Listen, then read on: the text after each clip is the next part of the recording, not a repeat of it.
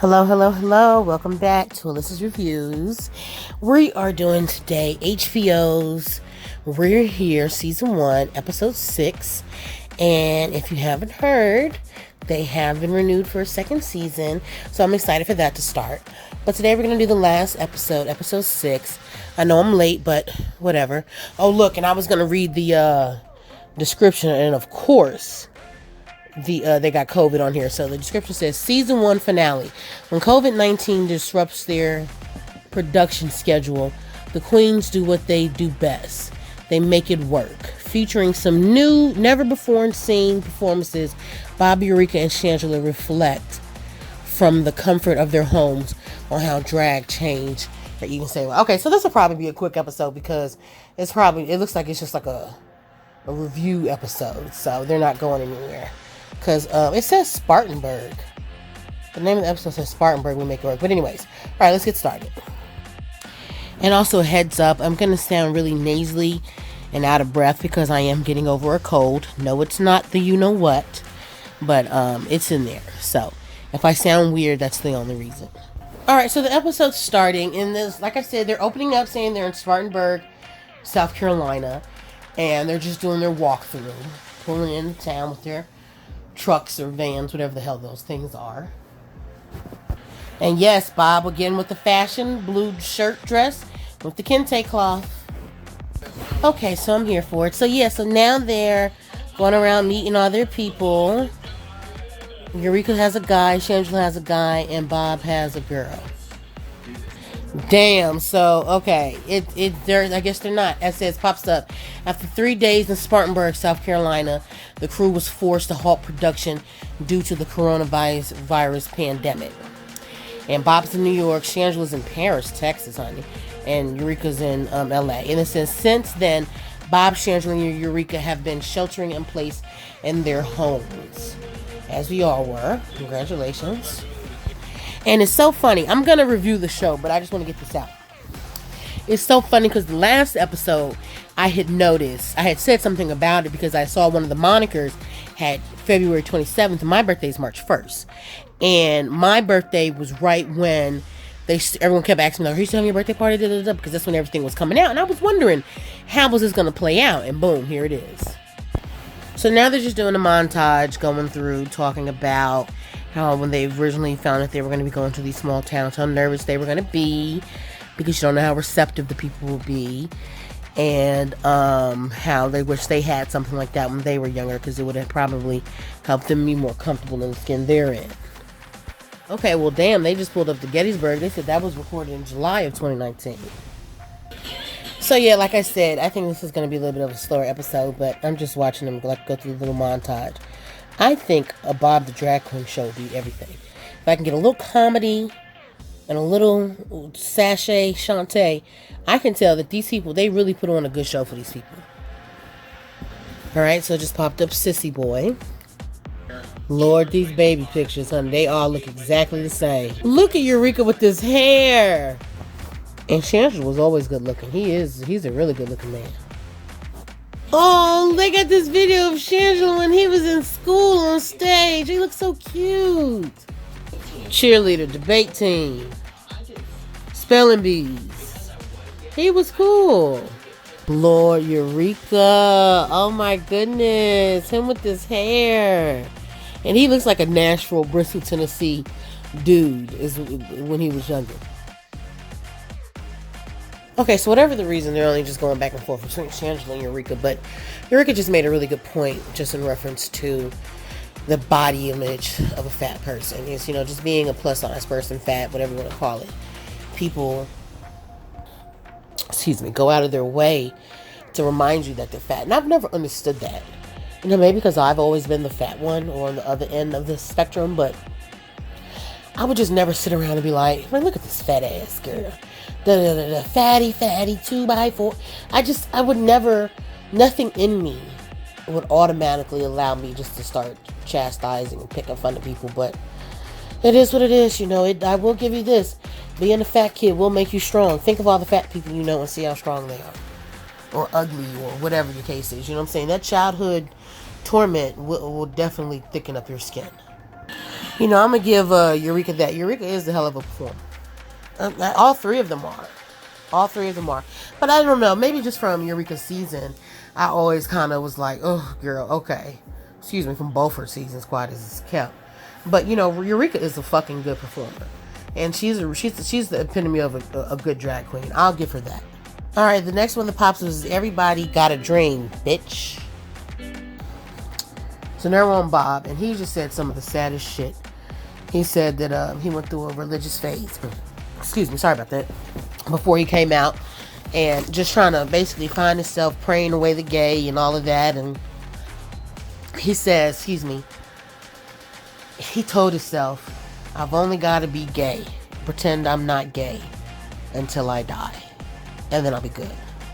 Now, if that's not some sad shit, I really don't know what is. Honey, these dreadlocks, I kind of like Bob with these locks. They're cute. Honey, Shangela with this short haircut, it is cute. I'm loving this flashback. This might be a better episode than I thought it was going to be. Yeah, and just continuing on with their stories, Eureka just mentioned that at one point after he came out to his mother, her negative reaction kind of spearheaded a downward turn. Just like what Bob said, he had a drug and alcohol binge time frame. And I guess Eureka had an alcohol binge time frame. And even tried to commit suicide and was sent away. And, you know, and he was like, if my mom doesn't accept me, everybody else damn sure ain't gonna accept me. So, and let me find out that Bob is bald by choice and not by force. That's what I'm starting to see. I always thought he was a by force, not by choice. But it looks like this is a choice for him to be bald. But he looks good either way, though. But all these snippets that they're showing, like these flashback moments, he has hair. Now, there's some shit. I guess when he was in Twin Falls, one of the guys that he worked with had made a comment and said, everything about me has been used against me. Everything about me has been used against me, thrown in my face. Weight, my mannerisms, anything about me has been thrown against me. And so Bob says, imagine finding a community. Your whole existence has been thrown in your face. And today is Juneteenth.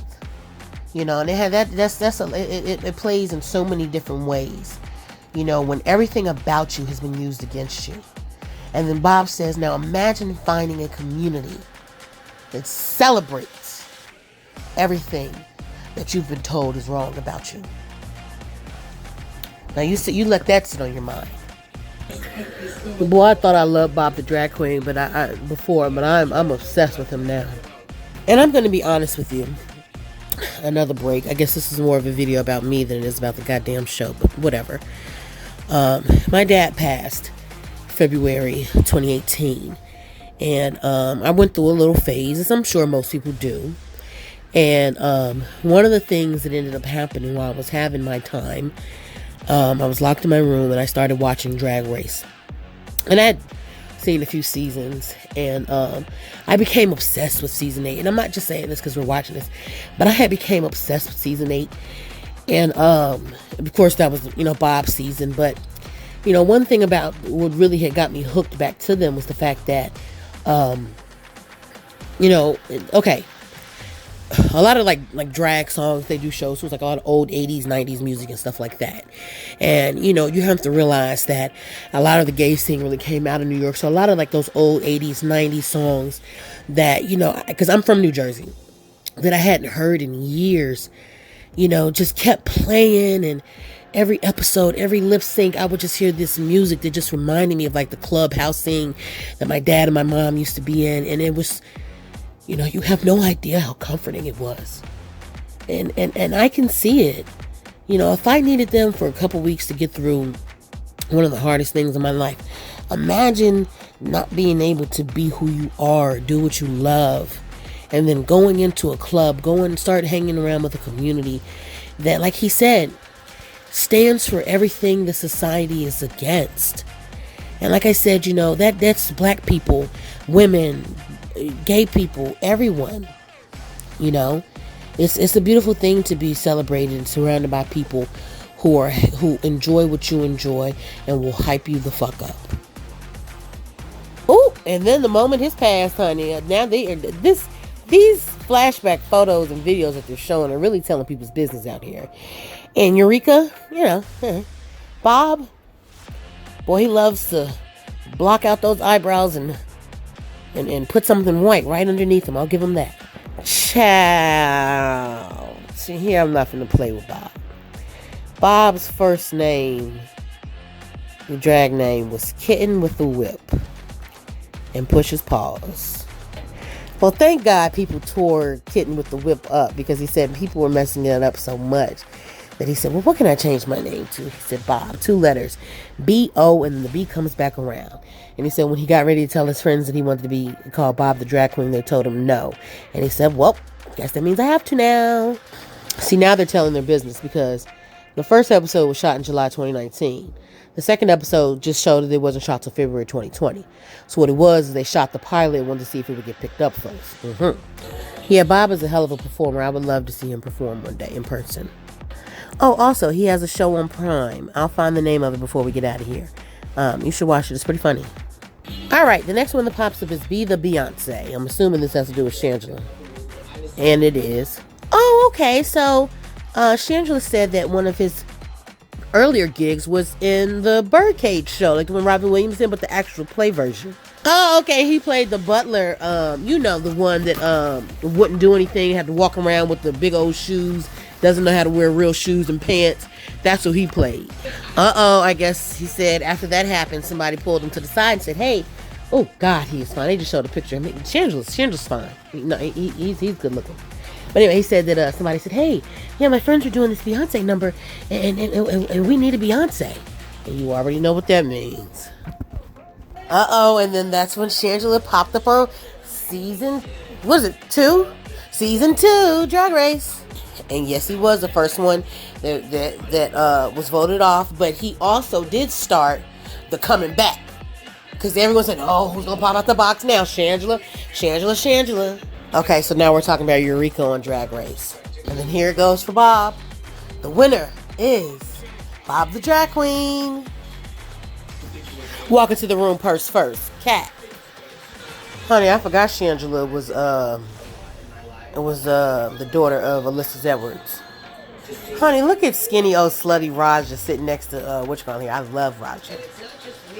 Okay, so I didn't sit up here and actually forgot I was making a video, and I've just been sitting here and watching it, but they were just showing the girl Suge from off of the New Mexico episode, and just showing her. They didn't show that performance during the episode, but that's why I had said that I bet you these shows are really nice, because they're showing a lot of different performances from when they were in these different cities that we didn't get to see.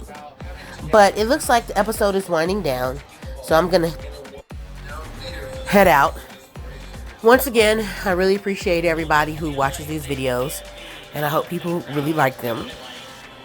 And I just want to say thank you. I want to say happy Juneteenth. I want to say that I hope we get justice for Breonna Taylor, Ahmaud Amari, a lot of different people that have a lot of stuff going on right now. We're all on this earth. We all bleed red. We all breathe air. We need to stick together and work together as not just a society, as a world, and maybe a lot of the evil will flee. So like I said again, thanks so much for watching my videos. I really truly thank you. I thank everybody. Oh, hold on, let me push pause. Let's see, I really love this song by Lisa Carr. This is my SHIT, but no copyright, YouTube. But like I said, thanks so much for watching. I love you guys. Rest in peace to my father. Tomorrow's Father's Day, and I hope everybody just keeps their head up and does well. Love you guys. Bye-bye.